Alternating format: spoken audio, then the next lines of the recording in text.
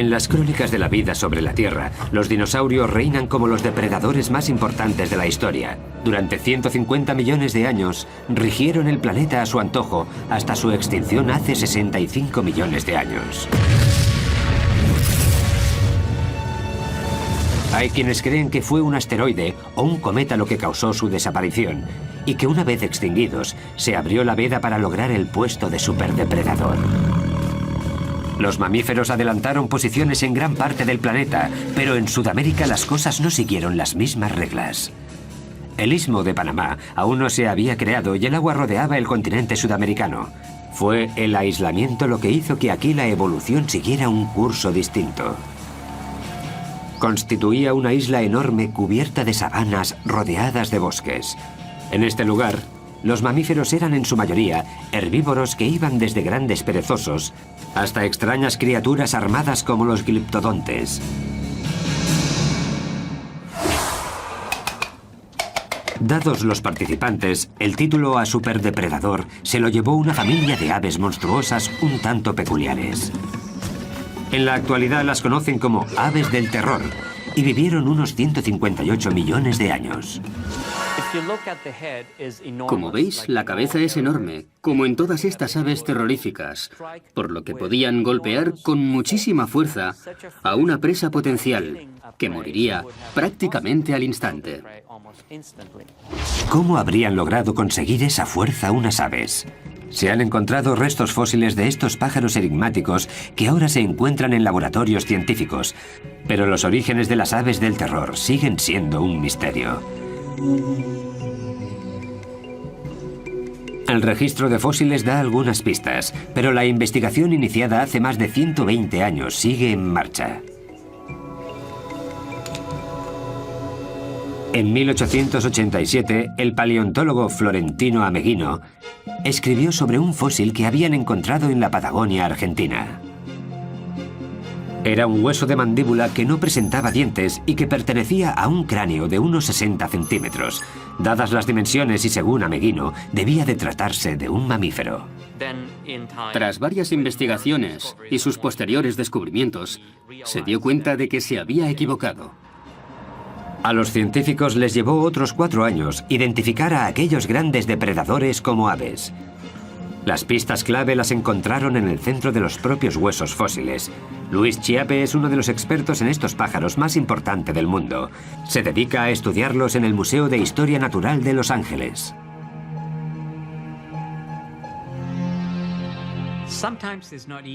A veces no es fácil diferenciar un hueso de ave de los de un mamífero o incluso un reptil. Pero lo que sí suele ser más común es que los huesos de ave son más huecos y tienen una especie de finos muros, cosa que no ocurre en mamíferos y reptiles. El hueso de mi mano derecha es de cocodrilo y se puede apreciar la diferencia. Con el tiempo fueron apareciendo más fósiles de aves. ¿Pero de qué tipo? Sin lugar a dudas, de los grandes y de ejemplares sin alas. Posteriormente se encontraron también cráneos con picos muy afilados y con forma de gancho, lo que indicaba que estos monstruos eran carnívoros. Cuando apareció el primer cráneo completo de un ave del terror, los científicos se dieron cuenta de que aquel superdepredador no era un mamífero sin dientes, sino un ave depredadora y un ave gigante. Los picos en forma de gancho y las garras afiladas son las dos características que las aves del terror comparten con las aves de rapiña actuales. Solo que si tenemos en cuenta que medían hasta 2 metros y pesaban unos 180 kilos, estos pájaros dan mucho más miedo. Durante los primeros 100 años, tras el primer fósil encontrado, los científicos se toparon con restos suficientes para lograr identificar hasta 17 especies distintas de estas aves. Variaban en tamaño y vivieron en épocas diferentes durante un tiempo total de casi 60 millones de años. Pero en 2005 ocurrió algo inesperado. En Argentina salieron a la luz indicios de una nueva ave del terror. Un alumno de secundaria, Guillermo Aguirrezabala, salió a buscar fósiles con un amigo y acabaron realizando un descubrimiento histórico. Guillermo, ahora estudiante de paleontología en Buenos Aires, se ha sentido fascinado por los fósiles desde que era un niño. El hallazgo fue en el verano de 1999. No recuerdo bien la fecha, pero tiene que ser marzo. Sucedió a las afueras de la ciudad de Comayo, cerca de la linde oeste de la Patagonia Argentina. Se sabe que estas aves habitaban toda esa zona, además de Uruguay y Brasil. Nosotros ya habíamos encontrado algún que otro fósil, por lo que ya conocíamos los lugares y también sabíamos reconocer los fósiles. Este, particularmente, era un cráneo casi completamente cubierto. A partir de que encontramos las primeras piezas, contactamos con la gente de la Asociación Paleontológica de Bariloche. Y allí fue donde aprendimos a extraer fósiles. Guillermo y su amigo cubrieron con cuidado su hallazgo y lo transportaron unos 60 kilómetros hasta la ciudad de Bariloche. Lo entregaron al Museo de Paleontología de aquella pequeña ciudad y allí estuvo prácticamente ignorado durante 5 años. Cuando Luis Chiappe se enteró de lo ocurrido, se llevó un equipo internacional para que clasificase el nuevo ejemplar en la familia de las aves del terror. Resultó que se trataba de una especie totalmente nueva. Este cráneo mide casi 70 centímetros. Es enorme. Nos dejó atónitos. Fue un momento único. Eso sin duda. El equipo de Luis dató el cráneo en hace 15 millones de años y lo llamó Kelenken guillermoi. Kelenken por un antiguo espíritu de la Patagonia y Guillermoi por Guillermo. Se trataba de un descubrimiento único. Estaban ante una especie nueva con una cabeza distinta a la de cualquier otra ave de la historia. Con un cráneo de casi 70 centímetros, estamos ante el cráneo de ave más grande del mundo. Es incluso más grande que el de un caballo. Luis comparó los fósiles de otras aves del terror con los del Kelenken, tanto el cráneo como los huesos de una pata que se encontraron al mismo tiempo. Su deseo, aprender más cosas sobre el Kelenken, fuerza, velocidad. Tras examinar el cráneo de un ejemplar más pequeño de esas aves terroríficas, Luis Chiappe comienza a hacerse una idea de qué aspecto podría tener la especie nueva. Durante su estancia en Bariloche, la paleontóloga Sara Bertelli analizó los huesos de Kelenken del museo, los comparó con los de otras aves del terror y estipuló las posibles medidas de un Kelenken.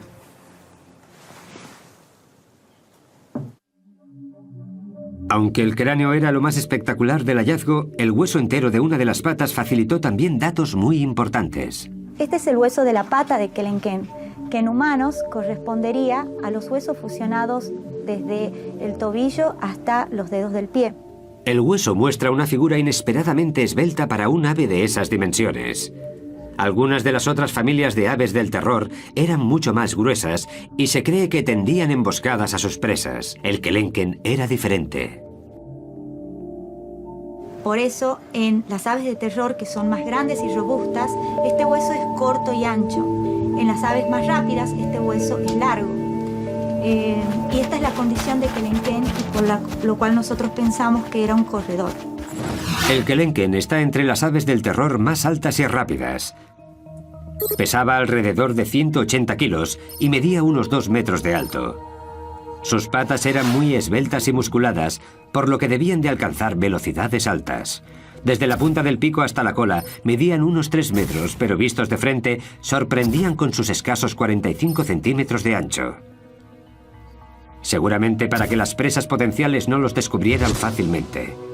Sin embargo, los estudios de Sara revelan que la fuerza de un mordisco suyo es inversamente proporcional a su anchura.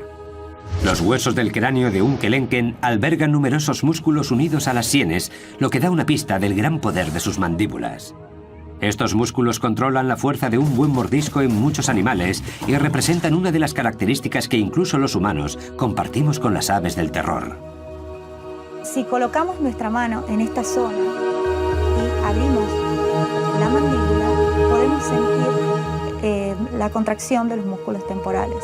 Estos músculos, la cicatriz dejada por estos músculos en el cráneo de Kelenken ocupa la mayor parte del techo del cráneo, lo que nos da una idea de la tremenda fuerza que tenía esta ave al morder.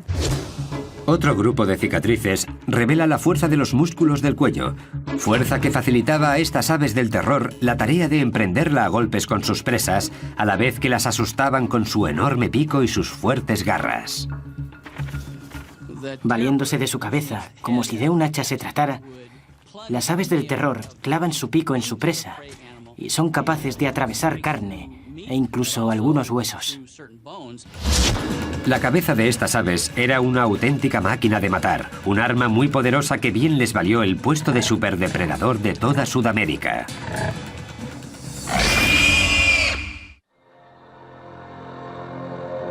En Sudamérica, el cráneo de las aves Kelenken traen de cabeza a los investigadores que las estudian. Los fósiles encontrados de esta especie demuestran que lo usaban como arma homicida en sus ataques. Pero la tecnología actual también nos muestra cómo funcionaban dichos cráneos. Esto os va a gustar. En los Estados Unidos, 2 científicos se preparan para realizarle un TAC a un cráneo de una de estas aves y ver su interior. Larry Whitmer es profesor de anatomía en la Universidad de Ohio. Con él está Bob Chandler, especialista en aves del terror de la Universidad Estatal de Georgia. ¿Qué vamos a hacer? Intentaremos alinearlo para que quede centrado antes de proceder con los rayos X. Así el láser lo recorrerá completamente de arriba abajo. Listo. El proceso parte del cráneo de un ave del terror y le da la vuelta. No tarda ni un minuto, pero las imágenes resultantes dan pistas de la naturaleza de aquellas aves y de cómo vivían y cazaban.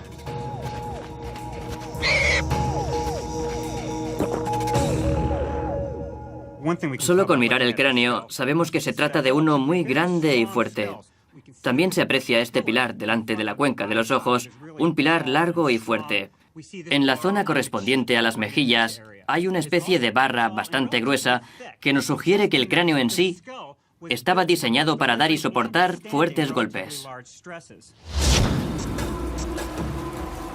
Algo que el pacífico y herbívoro Homalodotherium habría comprobado por sí mismo al enfrentarse al temido Kelenken. El Homalodotherium era una de las presas más comunes del Kelenken. Se trata de un animal ungulado del que no se conocen descendientes modernos. Era un animal muy lento de unos 275 kilos que pesaba casi un 50% más que el Kelenken, por lo que este último necesitaba una buena estrategia de caza. Una de esas posibles estrategias podría ser atacar a su presa en la parte inferior del cráneo para paralizarla. Una vez derribada la víctima, el pico del ave del terror se encargaría de desgarrarla, un comportamiento habitual incluso en las aves existentes en la actualidad. Sí, ya lo sé. Joe Cam es adiestrador de animales en el sur de California. Con la ayuda de un halcón es capaz de demostrar el uso que hacen las aves de presa de su pico como herramienta primaria. Nos da una idea de cómo se ayudan con el pico. Básicamente, lo hunden en el cuerpo de la víctima como si la estuvieran apuñalando. Posteriormente, con la parte inferior cortan y con la superior logran desgarrar grandes trozos de carne. Utilizan el pico al igual que los humanos nuestros incisivos. Para ellos es como si fueran los dientes.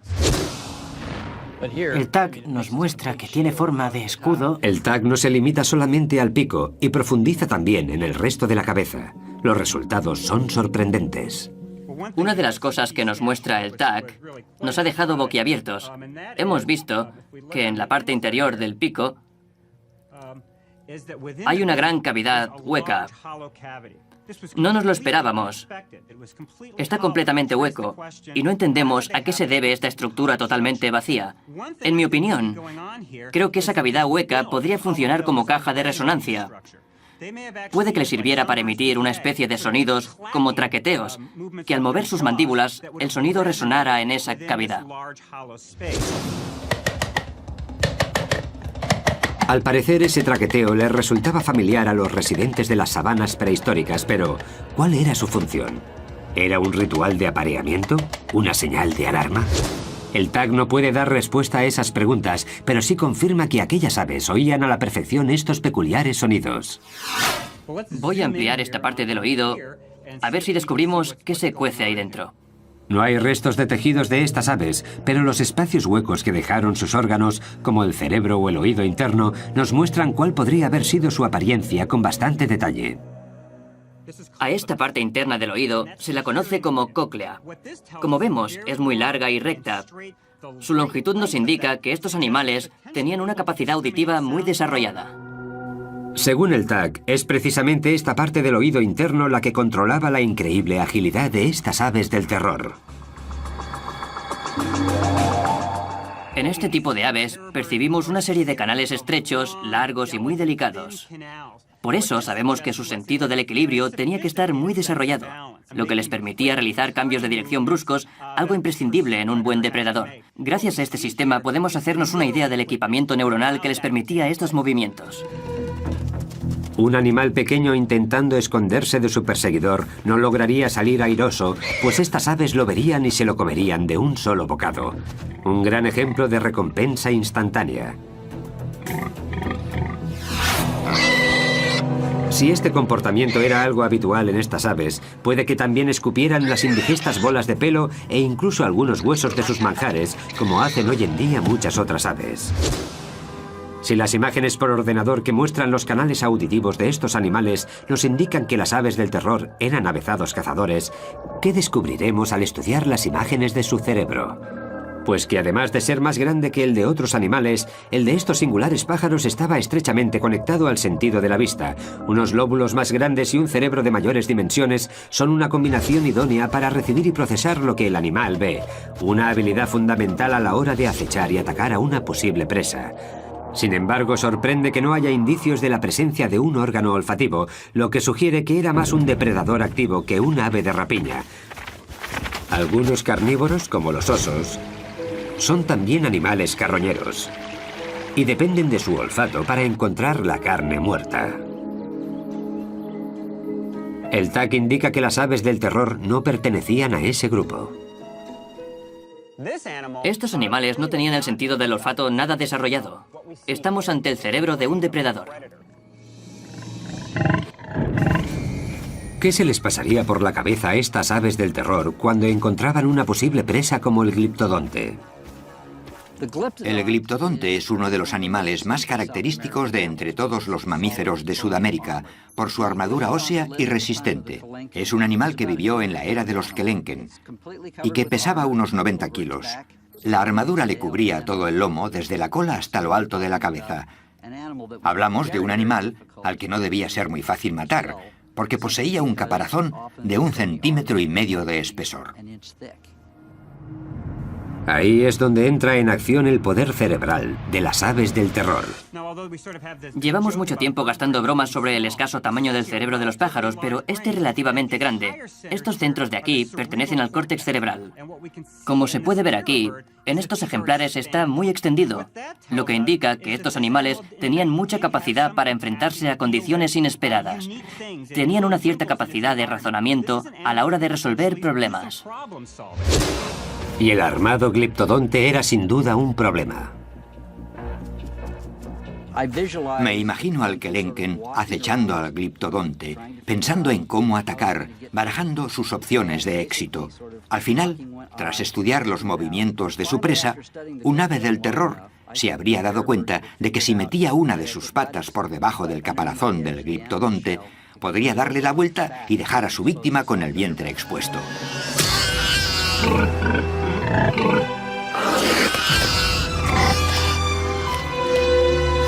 Sudamérica era el paraíso de las presas para los Kelenken y su familia. Al tratarse de un depredador activo y con un peso de unos 200 kilos, estas aves tenían que ingerir entre 10 y 15 kilos de comida al día. Y este aislado continente se los proporcionaba, por lo que estas aves del terror vivían en su propio jardín del Edén. Estamos hablando de grandes cantidades de posibles víctimas y de muy poca competencia para los Kelenken, pues muchos de ellos eran de enormes dimensiones. Pero nada es para siempre. Nuestro planeta está constantemente cambiando y el paraíso remoto de estas aves empezó a resquebrajarse al ritmo de las erupciones volcánicas.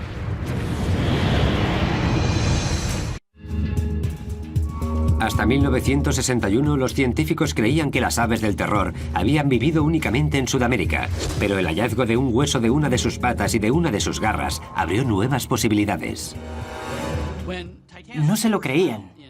Pensaron que debía tratarse de otra cosa. Esta cinta muestra a varios científicos trabajando en el río Santa Fe de Florida, el lugar en el que aparecieron los fragmentos de una criatura a la que identificaron como Titanis valeri, hasta ahora la única ave del terror encontrada en el continente norteamericano. ¿Se imagina la emoción que nos embargó a todos cuando descubrimos los restos del primer espécimen conocido de esta especie aquí en Florida? Esta criatura, oriunda de un continente aislado por el agua, consiguió llegar a 11.000 kilómetros de su lugar de origen. Su ruta seguía un sendero de lava y cenizas procedentes de varios volcanes.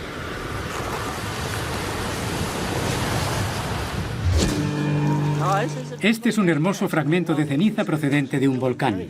En el centro de Oregón, el geólogo Greg Retalak le muestra al paleontólogo Jordi Dackler la rapidez con la que un volcán puede cambiar el paisaje.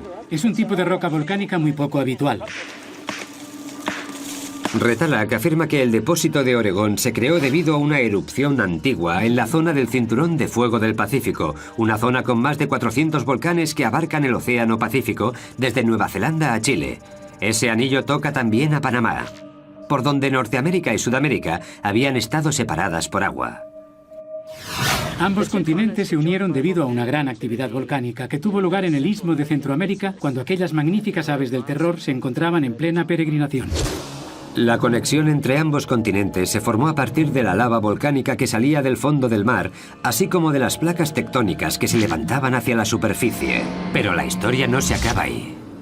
Las selvas endémicas de Centroamérica no constituyen un lugar al que las aves del terror hubieran migrado sin más. Pero los depósitos de ceniza volcánica entraron en juego.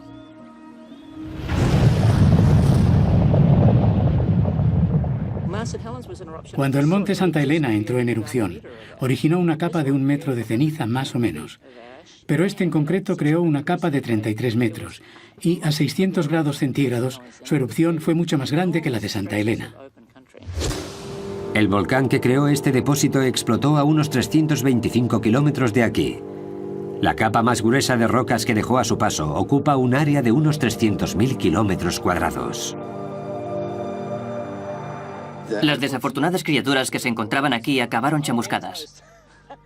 Todo, árboles, animales, plantas, todo quedó sepultado bajo los ríos de lava que a 600 grados centígrados quemaron todo lo que encontraron a su paso.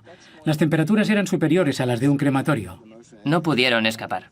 Nada podría sobrevivir a aquello. Hace entre 3 y 5 millones de años, varias erupciones como esta en Panamá provocaron lo que Retalak llama resurgimiento instantáneo de tierra. Destruyó las selvas y abrió el camino de las aves del terror hacia el norte. De tal forma que cuando las plantas volvieron a colonizar estas tierras devastadas por la ceniza, los animales acostumbrados a los espacios abiertos encontraron un nuevo paraíso entre sus ojos, como las aves del terror. Lo más probable es que aquellas que lograron sobrevivir a las erupciones migraran entre 400 y 500 kilómetros. Los huesos del Titanis que se encontraron en Florida constituyen una prueba de que las aves del terror cruzaron el Istmo de Panamá para llegar hasta Norteamérica.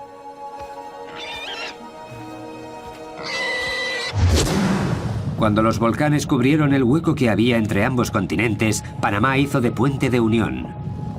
Las aves migraron hacia nuevas sabanas, ampliando su territorio. Creo que estos animales eran como el resto. Si ven terreno a su disposición, harán todo lo posible por ocupar cuanto más mejor. Desde aquel gran descubrimiento en 1961 solo se han encontrado un puñado de fósiles de aves del terror norteamericanas. Actualmente hay registradas 42 especies de Titanis en Norteamérica. 41 de ellos están en el Museo de Historia Natural de Florida. Sin un cráneo o un hueso largo es casi imposible que los expertos logren hacerse una idea completa de cómo serían estas aves. Lo único que tienen que estudiar son escasos y pequeños fragmentos. Irv Quittmeyer calculó las posibles dimensiones del Titanis comparándolo con otras especies de estas aves. Usó, por ejemplo, la base del fragmento de pata de Titanes disponible para calcular la longitud aproximada de una pata entera. Al estudiar este hueso vimos que es bastante ancho. Una base así tiene que haber sostenido un hueso largo y un ave considerablemente alta. Para verlo mejor vamos a jugar con estos trozos de plastilina y un par de reglas. En una base más pequeña, esta estructura se habría caído.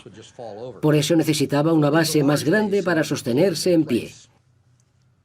Es decir, base grande, hueso largo, pájaro grande, base pequeña, hueso más corto, pájaro pequeño. El juego numérico de Quittmeyer implica también comparaciones entre 16 especies diferentes de estas aves. Incluso analizó una chuña sudamericana, el pariente vivo más cercano a las aves del terror. Estos estudios dieron como resultado las dimensiones del esqueleto metálico de Titanis que se construyó en el Museo de Florida, la primera visión general de un ave del terror. Los científicos concluyeron que el Titanis se parecía asombrosamente a los Kelenken, la especie de aves del terror más alta de todas, aunque su tamaño fuera un 20% más pequeño. Sin embargo, esa menor envergadura le habría proporcionado más velocidad y agilidad. Las aves del terror que llegaron a Norteamérica formaban parte del Gran Intercambio Americano, un intercambio de especies entre América del Norte y América del Sur a través del Istmo de Panamá. Las aves que nos conciernen requerían esa mayor velocidad para atrapar a las nuevas especies con las que se toparon, y es que cazar a un caballo no era tarea fácil. Las aves más rápidas en la actualidad son los avestruces que, similares en forma y tamaño, nos ayudan a hacernos una idea de cómo corrían las aves del terror. Algunas de estas aves se parecen mucho en lo que a extremidades se refiere al avestruz. Por eso nos valemos de estas últimas para reconstruir la locomoción de las primeras. Dado que el avestruz es capaz de alcanzar los 50 o 60 kilómetros por hora, no es fácil detenerlas para estudiar de cerca su técnica. Por eso, el biólogo Kevin Middleton ha invitado al gimnasta Henry Holloway al campus de la Universidad de California en San Bernardino para intentar recrear cómo alcanzan esas velocidades algunas aves. Henry nos demostrará cómo se mueven las patas del avestruz con la ayuda de un equipo especial. Son unos zancos, unas estructuras de aluminio hechas de fibra de carbono que te dan un impulso equivalente al que proporcionas tú al saltar. Ahora Henry podrá correr como un avestruz, gracias a la imitación de unos tendones nuevos muy largos y elásticos. Sin embargo, la anatomía de los huesos desempeña también un gran papel en esta ecuación. Tenemos el fémur, la rodilla, la espinilla y el pie. Normalmente las aves tienen pies más grandes y se apoyan sobre sus patas al igual que hace Henry cuando se pone de puntillas. Y las aves corren de puntillas. El tamaño del pie es muy importante porque cuanto más grande sea, más largas serán las zancadas. En realidad, esas rodillas que parecen estar del revés funcionan como nuestros tobillos en estos animales tan veloces. Un gran ejemplo de lo grandes que son los huesos del pie y del efecto palanca que generan. Vamos allá. Para Henry Holloway, los zancos de alta tecnología alargan de alguna manera el pie humano y ayudan a correr a la velocidad de las aves del terror. ¡Ya!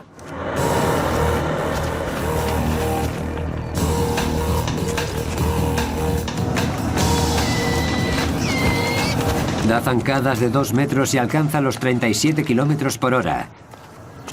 Las aves del terror, con patas más largas y músculos más desarrollados, pegarían saltos de hasta 3 metros y alcanzarían los 65 kilómetros por hora como el avestruz de hoy en día. En una carrera de alta velocidad, el Titanis debía seguir el ritmo de un caballo si no quería que éste le diera una buena coz. Las aves del terror tenían buenos reflejos y arrancaban con facilidad. Cuando alcanzaban a su presa, le propinaban un buen golpe con el pico en la parte posterior del cuello, hiriéndola gravemente. Cuando el animal hubiera muerto desangrado, atacaría de nuevo para despacharlo finalmente.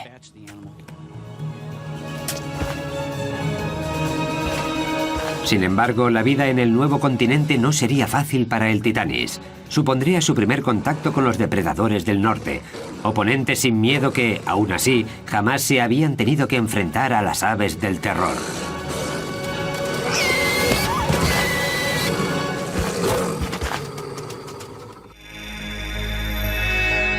Hace alrededor de 5 millones de años, en lo que ahora se conoce como el sureste de los Estados Unidos, un recién llegado misterioso se alimentaba de caballos primitivos. En su hábitat habitual, las aves del terror eran el depredador más fuerte de la cadena, pero en Norteamérica habrían de ganarse el puesto frente a criaturas totalmente desconocidas para ellas. En la misma época en la que vivía el Titanis en América del Norte, había un animal parecido al lobo llamado lobo Edwards. No igualaba a los lobos actuales en tamaño, pero sí era más grande que el coyote. Aquellos lobos que solían cazar en grupo estaban decididos a robarles a las aves del terror sus presas, pero no era un oponente habitual y mucho menos fácil. Dependían de su instinto y lograron expandirse. Era una cuestión de atención, de ver quién lograba despistar al otro y por cuánto tiempo. Si te despistas y tienes que enfrentarte a un lobo, seguramente no tengas muchas opciones de aprovechar tu energía y mantener a los demás a raya. Los lobos modernos suelen agobiar a sus presas. Seguramente sus primos prehistóricos hicieran algo semejante. Creo que el momento crucial en su relación tuvo lugar cuando el Titanis se dio cuenta de que su vida corría peligro. Cuando aquellas aves del terror se hicieron a la idea de que sus víctimas iban en grupo y también tenían su propia estrategia, decidieron emplear su energía en otras cosas y no sobre un cadáver. El Titanis entró en crisis. A medida que se acercaban los lobos, él se ponía más nervioso. La tensión es extrema y un movimiento en falso puede ser decisivo. Un sacrificio importante da la victoria a los lobos.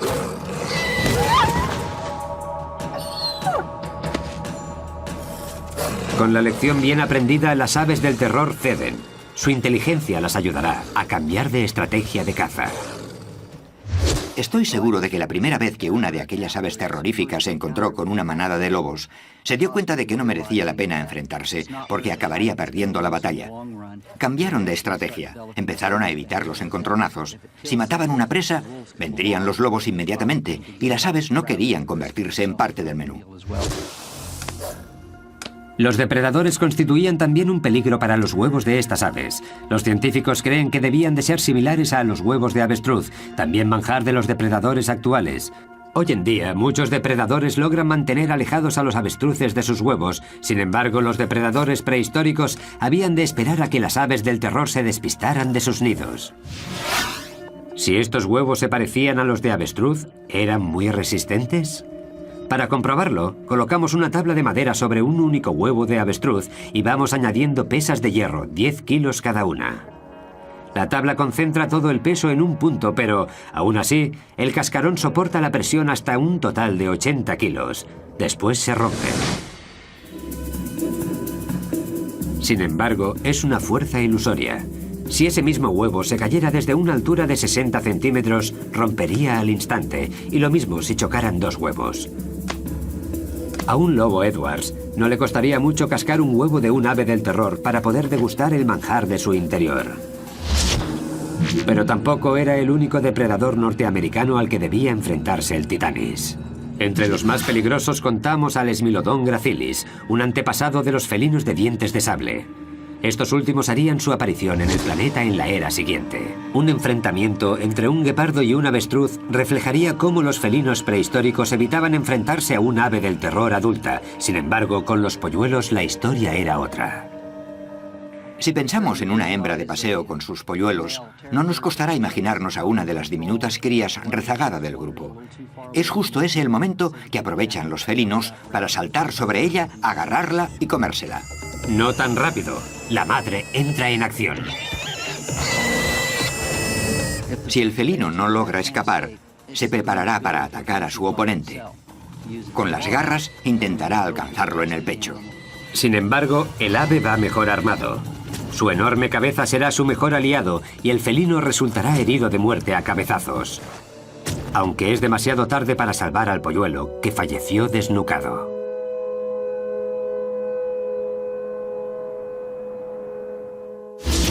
La vida en Norteamérica era mucho más difícil para estas aves de lo que lo había sido en el sur. Aquí los depredadores eran múltiples, entre ellos felinos y lobos, que seguirían evolucionando hasta convertirse en las superbestias del futuro. Estos nuevos competidores amenazaban la supervivencia de las aves del terror. El Titanis estaba en peligro de extinción.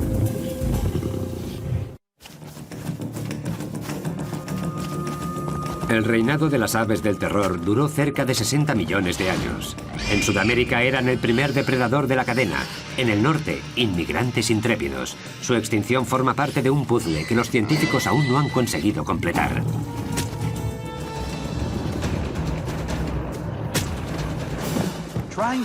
Todavía no hemos encontrado una explicación sencilla que justifique la extinción de estas aves, y no será fácil.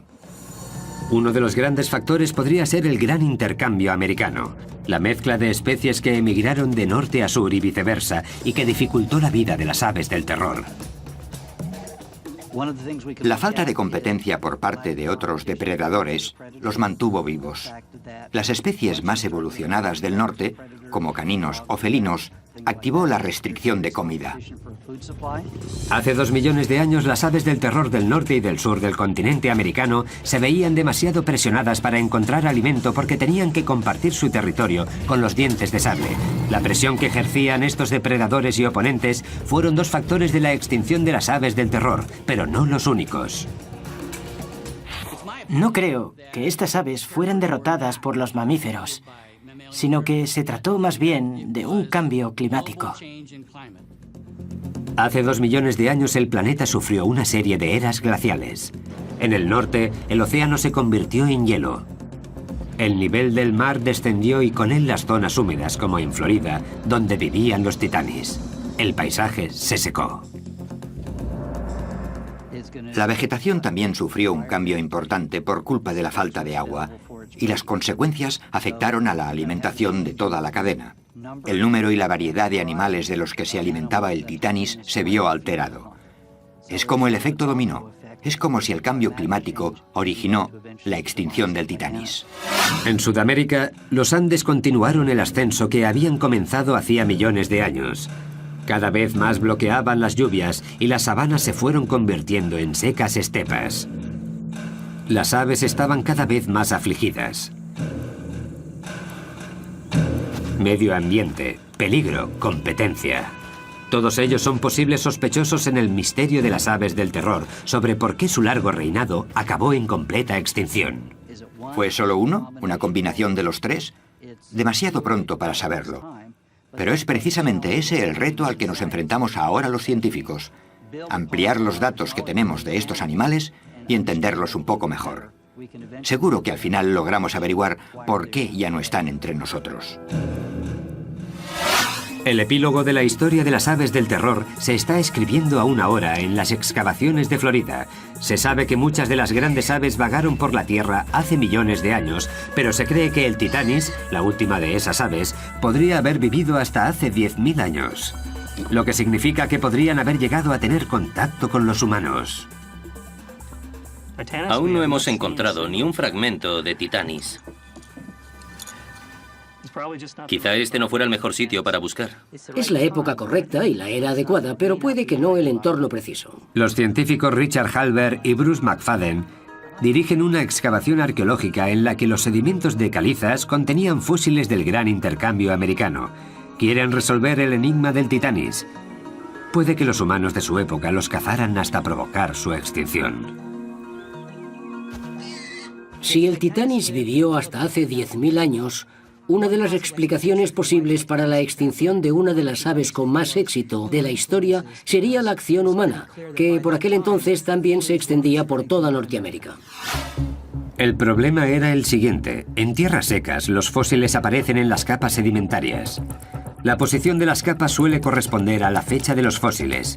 Pero los del Titanis aparecieron bajo el agua, a donde los había llevado el río de Santa Fe.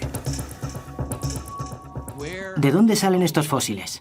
Es que se encontraron aislados en el medio del arroyo y no en una zona amplia de sedimentos. Los buceadores encontraron fragmentos de Titanis mezclados con huesos de animales que vivieron hace 10.000 años. Así que, ¿de cuándo podrían ser estos? Bruce McFadden resolvió el misterio gracias a los restos químicos de los minerales que había en los fósiles. Comparó los huesos de Titanis con los de otros especímenes recientes y con los de algunos de hace 2 millones de años. Cuando los huesos se convierten en fósiles, absorben minerales del agua del suelo, y estos minerales son únicos de cada época. Por eso los fósiles que pertenecen a diferentes momentos presentan elementos químicos distintos.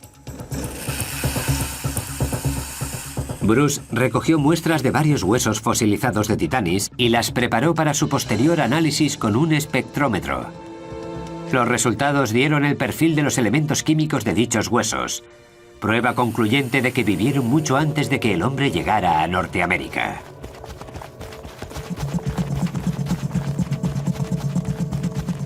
Hay dos patrones básicos, uno de ellos los que tienen alrededor de 15.000 años, y el otro para los huesos que representan a los animales de hasta hace 2 millones de años. Y el Titanis pertenece a este grupo.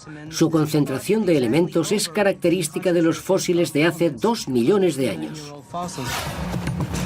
Sorprendentemente, la historia no se acabó allí.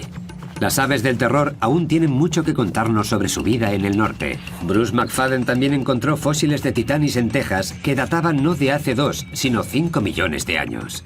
Es decir, las aves del terror vivieron en Norteamérica alrededor de 3 millones de años, mucho tiempo para una sola especie. Una gran señal de adaptación para una familia de depredadores espectaculares. A pesar de contar con numerosos competidores, el Titanis fue el legítimo sucesor de las grandes aves del terror. En su último hogar en Norteamérica, no solo sobrevivió, sino que prosperó.